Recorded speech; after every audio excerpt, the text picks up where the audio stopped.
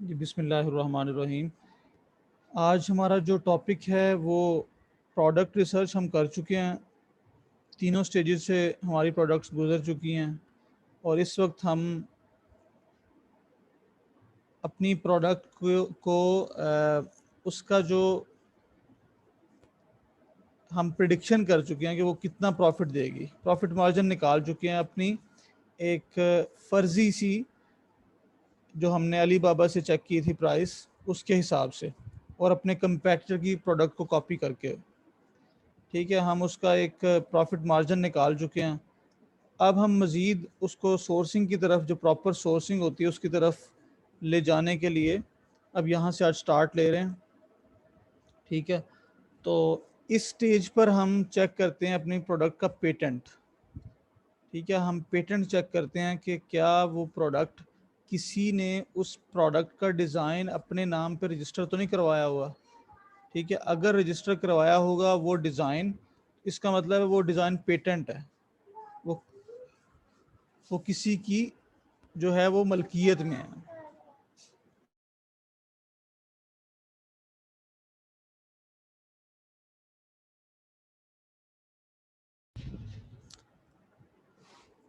तो हमारी जो प्रोडक्ट है उसका हम पेटेंट चेक करते हैं। ठीक है, पेटेंट अगर आ जाता है, पेटेंट अगर निकल आता है कि वो डिज़ाइन पेटेंट है। ठीक है, पेटेंट दो तरह का होता है, पेटेंट को हम पढ़ेंगे इंशाल्लाह अगले एक दो दिन में। तो पेटेंट दो तरह का होता है, पेटेंट डिज़ाइन का होता है और यूटिलिटी का होता है। ठीक है, उसका डिज़ाइन या तो पेटेंट करवाया हुआ होगा उसने, बहुत ही रेयर चांस है कि उसकी यूटिलिटी पेटेंट आ जाए। यूटिलिटी पेटेंट होता है कि उस प्रोडक्ट का यूज़ क्या है। ठीक है, तो ऑलमोस्ट सबका यूज़ एक ही होता है। तो अगर कोई प्रोडक्ट जिसमें यूटिलिटी पेटेंट आ जाता है तो वो तो सिर्फ, वो तो साफ साफ जो है ना, हम उसको प्रोडक्ट को छोड़ देंगे, वहीं पे हम उसमें काम ही नहीं करेंगे। ठीक है, लेकिन अगर डिज़ाइन पेटेंट आ जाता है तो हम उसमें, हमारे लिए मार्जिन होता है कि हम उसमें काम करें, डिज़ाइन को मॉडिफाई करके हम क्या कर सकते हैं काम, या हमें नहीं करना। तो हमारे ऊपर वो, हमारी चॉइस पे आ जाती है बात। ठीक है, अगर तो थोड़ी बहुत मॉडिफिकेशन के साथ हमारा काम चलता है तो हम चलाते हैं, अदरवाइज़ हम उस केस में भी प्रोडक्ट को ड्रॉप कर देंगे। तो ये पेटेंट कैसे चेक करना है इस पे हम बात करेंगे इंशाल्लाह नेक्स्ट लेक्चर में।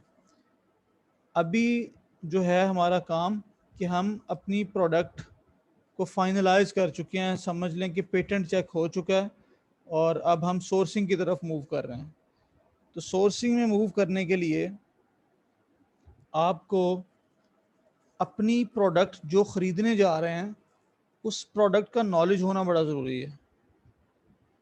ठीक है, उस प्रोडक्ट के बारे में आपको उसकी तमाम स्पेसिफिकेशंस, उसके फीचर्स, उसका मटेरियल, उसकी सर्टिफिकेशंस, वो तमाम आपको पता होने चाहिए।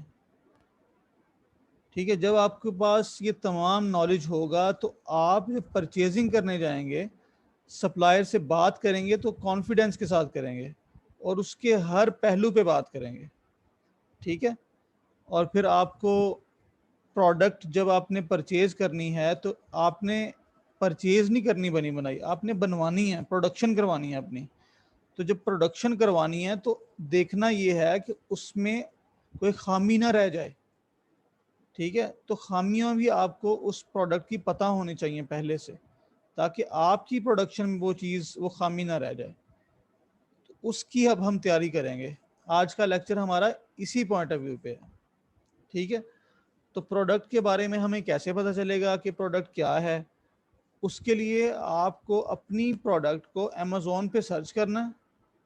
ठीक है, और अमेज़ोन पे सर्च करने के बाद जो आपका कंपेटिटर है, ठीक है, जो आपने अपना एक कंपेटिटर चूज़ किया है। कंपेटिटर दो तरह के होते हैं, एक को आपने जो आपका रियल टाइम कंपेटिटर है वो है आप जिसको कॉपी करने जा रहे हैं सेल्स में।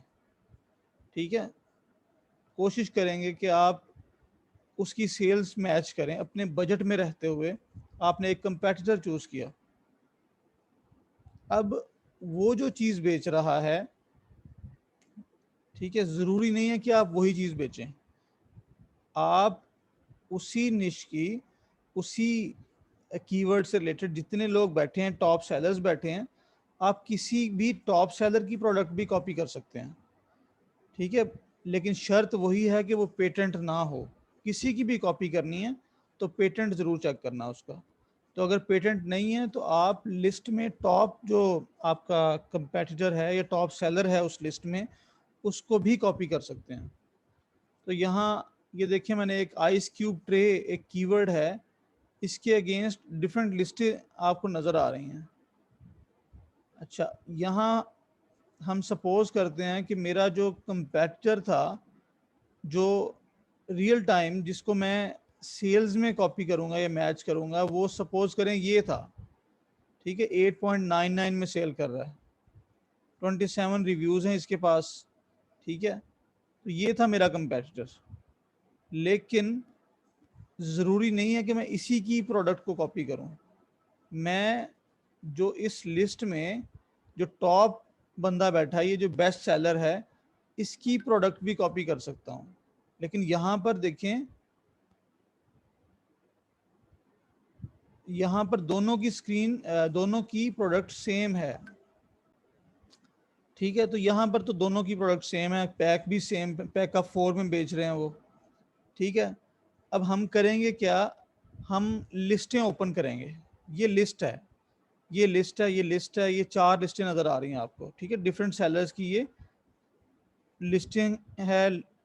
अच्छा, हम अपनी प्रोडक्ट से रिलेटेड रेलिवेंट वही डिज़ाइन, ठीक है, उनको हम जो है वो डिटेल पेज में चले जाएंगे।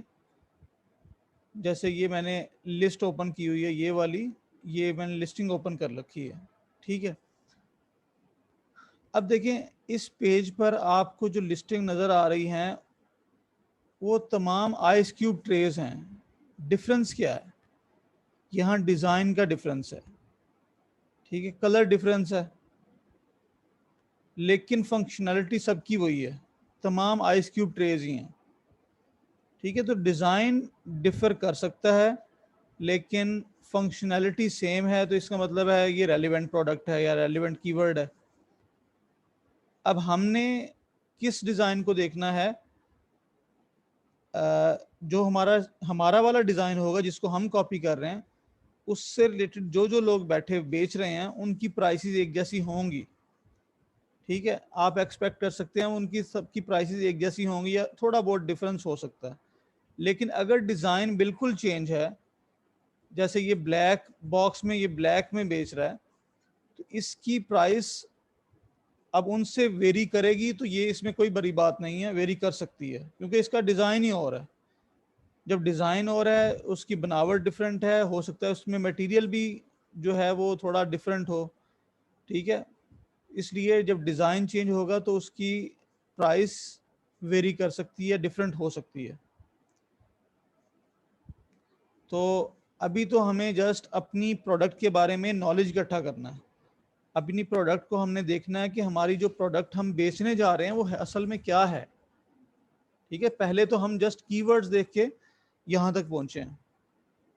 तो इसके लिए आप क्या करेंगे, डिफरेंट लिस्टिंग्स जो हैं उनको ओपन कर लेंगे, ठीक है। चूंकि फंक्शनैलिटी सबकी सेम है तो आप ज़रूरी नहीं कि अपने डिज़ाइन को ही चेक करेंगे, आप किसी दूसरी लिस्टिंग को भी ओपन कर सकते हैं, ठीक है। अच्छा, सबसे पहले तो लिस्टिंग में होता क्या है, 4 चीज़ें होती हैं जो आपकी प्रोडक्ट लिस्टिंग होती है। उसमें एक टाइटल होता है, ठीक है, टाइटल को देखेंगे आप। उसके बाद टाइटल कैसे लिखा हुआ है, टाइटल के अंदर काफ़ी सारी चीज़ें आ जाती हैं। इसके अंदर मेन कीवर्ड भी होगा, इसके अंदर ब्रांड नेम होगा इसका, ठीक है। इसके अंदर वो इसका फीचर भी बता सकता है, जो सर्टिफिकेशन रिक्वायर्ड है वो भी बताएगा, ठीक है। पैक का साइज बता सकता है, कलर बता सकता है, ठीक है। जैसे यहाँ पर है आइस क्यूब ट्रे, ये इसका मेन कीवर्ड आ गया, इस वक्त मैंने यही कीवर्ड टाइप किया हुआ है। उसके बाद कहता है 4 pieces silicon ice cube tray. अब ये सिलिकॉन की बनी हुई है, मटेरियल आ गया, पैक आ गया, 4 पीसेस में बेच रहा है वो। इजी रिलीज, ये इसका फीचर है। Durable and dish washer safe, ये इसकी स्पेसिफिकेशंस हैं, इसके फीचर्स हैं। With BPA and order free, अब ये जो BPA एंड ऑर्डर फ्री है, ये इसकी सर्टिफिकेशन है, ठीक है। ये कोई मटेरियल ऐसा होगा जिसमें वो जो BPA फ्री है, इसको मजीद आप देख सकते हैं। अच्छा जी, BPA फ्री PP, अब PP जो है ये इसका मटेरियल ही है। फिर आगे है stackable ice trays with spill proof lid save space. अच्छा जी, अब इसके अंदर लिड है उसके बारे में बताया हुआ है। फ्रीजर में आप यूज कर सकते हैं, ड्रिंक्स, डेजर्ट, कूलिंग, ठीक है। ये सारी इस जगहों पे आप इन पर्पस के लिए यूज कर सकते हैं। तो ये डिफरेंट चीजें इसने अपने टाइटल में ही काफी कुछ बता दिया है। फिर इसके बाद आ जाते हैं इमेजेस, ठीक है। ये आपके नजर आ रहे हैं, इसके इमेजेस हैं। इनके इमेजेस आप देखेंगे, इमेजेस से आपको इंफॉर्मेशन मिलेगी, ठीक है। उसके बाद इसके ये जो बुलेट्स होते हैं, ये आप लोग रीड करेंगे, ये ठीक है। ये 5 बुलेट्स अमेज़न अलाउ करता है कि 5 बुलेट्स आप लिख सकते हैं। तो आप चाहे 5 के 5 लिख लें, चाहे 1 लिख लें, 2 लिख लें, लेकिन 5 के 5 ही लिखने चाहिए। खैर ये लिस्टिंग क्रिएशन जब आएगा हमारा टॉपिक, उस वक्त देखेंगे इसको। और इसके बाद जो फोर्थ चीज़ है इसमें, वो है प्रोडक्ट की डिस्क्रिप्शन, ठीक है। ये प्रोडक्ट की डिस्क्रिप्शन आपको नज़र आ रही है, ठीक है। अब ये सारी चीज़ें आप लोगों ने रीड करनी है। जब ये रीड करेंगे तो आपको आपकी प्रोडक्ट के बारे में बहुत सारा नॉलेज मिल जाएगा, ठीक है। वो किस चीज़ की बनी हुई है, मटेरियल कैसा है, उसकी डायमेंशंस क्या हैं, उसके फीचर्स क्या हैं, कौन कौन सी सर्टिफिकेशन यूज़ हो रही हैं, कौन कौन सी सर्टिफिकेशन आपको रिक्वायर्ड हैं, ठीक है। उसका मटेरियल कहाँ कहाँ, मतलब उसको मिस यूज़ भी करके देखें तो वो मटेरियल वेस्ट नहीं होगा। मसलन कि सिलिकॉन है, तो सिलिकॉन में कितना उसका, मतलब उसकी कैसी है, मटेरियल कैसा है, उसका पायदारी कैसी है उसकी। तो प्रोडक्ट को हमेशा जब भी प्रोडक्ट खरीदा जाता है तो उसको अब्यूज़ करके देखा जाता है। उसको यूज़ करने से, यूज़ हम करते हैं ना, तो यूज़ तो बड़ा आसान है उसका, कि तरीके से उसको यूज़ किया जा रहा है। लेकिन प्रोडक्ट के पायदारी या मयार चेक करने के लिए उसको अब्यूज़ किया जाता है, कि गलत तरीके से यूज़ करके देखो इसको, फिर मटेरियल कैसा है, ठीक है। तो ये होता है चेक करने का तरीका। जैसे कि अगर आप लोगों में से काफ़ी सारे लोग ऐसे हैं जो कि CS की फील्ड से हैं, कंप्यूटर साइंस से हैं, तो कोई भी सॉफ्टवेयर बनाया जाता है तो उसके लिए एक QA होता है सॉफ्टवेयर हाउस में, क्वालिटी एश्योरेंस के लिए, ठीक है। वो उस सॉफ्टवेयर को चेक करेगा। अब सॉफ्टवेयर बनाने का जो मकसद है, उसको चेक, मतलब ऐसे ही नहीं आपने रियल टाइम डेटा, सही डेटा दे के चेक नहीं करना होता। चेक करने के लिए हमेशा गलत डेटा दिया जाता है, ठीक है। क्या वो गलत डेटा एक्सेप्ट करता है या नहीं करता। अगर तो वो कर रहा है एक्सेप्ट, इसका मतलब है उसके अंदर फ्लॉ है, ठीक है ना। एक ईमेल लिखिए, वहां आप नंबर लिख दें और उसको आगे ले जाएं, वो कहता ठीक है कोई मसला नहीं है, वो नंबर भी ले रहा है। ईमेल की जगह पे आपका फ़ोन नंबर डायल आप एंटर कर रहे हैं, तो वो कहता ठीक है। इसका क्या मतलब है कि वो सॉफ्टवेयर में फ्लॉ है, अब इस पे काम करने की ज़रूरत है। इसी तरह यहाँ पर भी हम प्रोडक्ट को भी अब्यूज़ करके देखते हैं जब हम सोर्सिंग स्टेज पे होते हैं, ठीक है। अगर उसमें फ्लॉ होता है तो हम सप्लायर से कहते हैं कि ये इसके अंदर खामी है, इसको दूर करो, ठीक है। हम कोशिश करते हैं हर तरह से अपनी प्रोडक्ट को बेस्ट बना के लेके जाएं, ठीक है। तो आपको ये तमाम फीचर्स जो हैं वो यहाँ पर मिल जाएंगे आपकी प्रोडक्ट के। ये सारी बातें जो होंगी ये आपके नॉलेज के लिए, या इसकी पॉजिटिव बातें हैं सारी,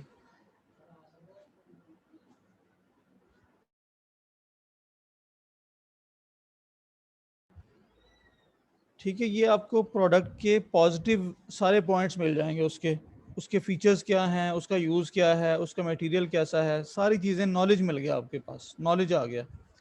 लेकिन आप जब भी कोई चीज़ अपने लिए बनवाने जा रहे हैं, अपनी प्रोडक्शन करवाने जा रहे हैं, तो उसके अंदर कोई ना कोई खामी भी तो हो सकती है ना। पहले जो लोग बेच रहे हैं, ठीक है, उनकी प्रोडक्ट्स में अगर कोई खामी है तो वो आपको अपनी प्रोडक्ट में दूर करनी है। तो ये कैसे पता चलेगा आपको उसकी खामी का। उसके लिए आपको उन्हीं सेलर्स की रिव्यूज़ लिस्टें देखनी पड़ेंगी, रिव्यूज़ जाके देखने पड़ेंगे, और माइनस जो नेगेटिव रिव्यूज़ होते हैं जैसे कि ये इसकी ओवरऑल रेटिंग 4.6 है, ठीक है। 4.6 रेटिंग में 79% 5 स्टार रेटिंग है। बाकी रेटिंग कौन सी है? 21% जो कि 4 स्टार, 3, 2 और 1 स्टार है। अब जिन लोगों ने 1 स्टार या 2 स्टार दी है रेटिंग, उनको कोई ना कोई तो इशू होगा जिस वजह से उन लोगों ने इसको 1 स्टार रेटिंग दी है, ठीक है। अब 1 स्टार रेटिंग या 2 स्टार रेटिंग ऐसे रिव्यूज होंगे जिनको जब आप स्टडी करेंगे तो आपके सामने इसकी खामियां आएंगी। आपको पता चलेगा कि लोगों ने क्या चीज़ नोटिस की है, ठीक है। आप एक सेलर के देखेंगे, दूसरे सेलर के भी नेगेटिव रिव्यूज जाके देखेंगे। इस तरह आपको पता लगेगा कि इस प्रोडक्ट में कोई खामियां ऐसी हैं जो कि तमाम सेलर्स के अंदर, तमाम प्रोडक्ट्स में आ रही हैं, ठीक है। एक सेलर के लिए नहीं है वो स्पेसिफिक, वो तमाम सेलर्स में है। तो वो उसकी जेन्युइन खामी होगी।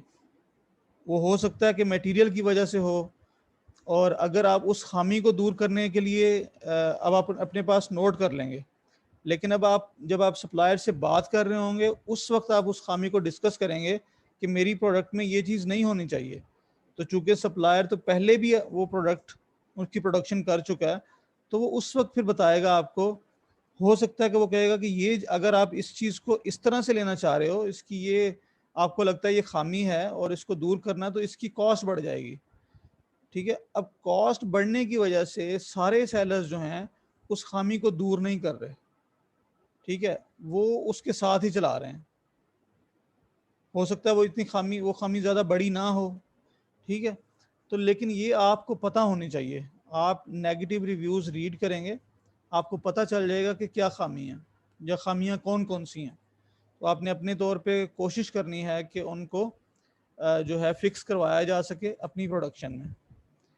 अच्छा, जब हम अपनी प्रोडक्ट सिलेक्शन करते हैं तो काफ़ी सारे लोग यही चीज़ बेच रहे हैं, लेकिन हमने अब जब बेचनी है तो एक कहा जाता है कि अपनी प्रोडक्ट में एक यूनिकनेस लेके आनी है आपने, यूनिक सेलिंग प्रपोजिशन, यूएसपी, ठीक है। ये एक ऐसा फैक्टर है जो आपको अपनी प्रोडक्ट में लेके आना है ताकि आप कंपेटिटर्स में यूनिक हो सकें। क्योंकि आप आज किसी को अपना कंपेटिटर बना रहे हैं, कल आपको भी कोई बनाएगा, तो आपकी वो यूनिकनेस जो है वो सब में आपको मुमताज़ करेगी, ठीक है। वो सब में आप लोगों को, आपको वो आइडेंटिफाई कर देगी कि ये बंदा जो है इसकी ये चीज़, या आप अपनी जो यूनिकनेस देखेंगे अपनी प्रोडक्ट में उसको हाईलाइट करेंगे ताकि आपका जो बायर है वो उसको देखकर आपके पास ही आए। चाहे आपके पास रिव्यूज़ थोड़े हैं और ज़्यादा रिव्यूज़ वाला बंदा उस चीज़ को हाईलाइट नहीं कर रहा, ठीक है। वो एक यूनिक पॉइंट होगा ऐसा, ठीक है, उसको आपने ज़रूर हाईलाइट करना है। तो वो हाईलाइट करने से पहले आपको खुद ढूंढना पड़ेगा वो यूनिक पॉइंट क्या हो सकता है, ठीक है। वो यूनिक पॉइंट आप ढूंढेंगे, फिर उसके बाद ही आप उसको अपनी लिस्टिंग में हाईलाइट करेंगे, ठीक है जी। तो ये यूएसपी जो है इस पे आपने अब काम करना है।